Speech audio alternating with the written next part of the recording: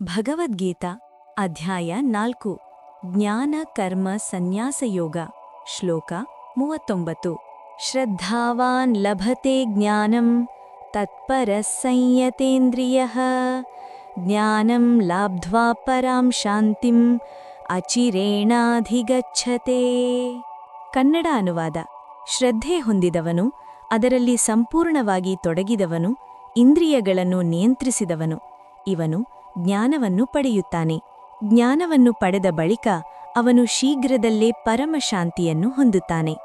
ಅರ್ಥ: ಈ ಶ್ಲೋಕದಲ್ಲಿ ಶ್ರೀಕೃಷ್ಣನು ಜ್ಞಾನಪ್ರಾಪ್ತಿಗೆ ಅಗತ್ಯವಾದ 3 ಗುಣಗಳನ್ನು ಸೂಚಿಸುತ್ತಾರೆ: ಶ್ರದ್ಧೆ, ಏಕಾಗ್ರತೆ ಮತ್ತು ಇಂದ್ರಿಯ ಸಂಯಮ.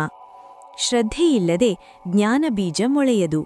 ಇಂದ್ರಿಯ ಸಂಯಮವಿಲ್ಲದೆ ಮನಸ್ಸು ಸ್ಥಿರವಾಗದು. ಈ 3 ಸೇರಿದಾಗ ಜ್ಞಾನ ಉದಯಿಸಿ ಅದರಿಂದ ಆತ್ಮಶಾಂತಿ ಸಹಜವಾಗಿ ಲಭಿಸುತ್ತದೆ ಎಂದು ಹೇಳುತ್ತಾರೆ.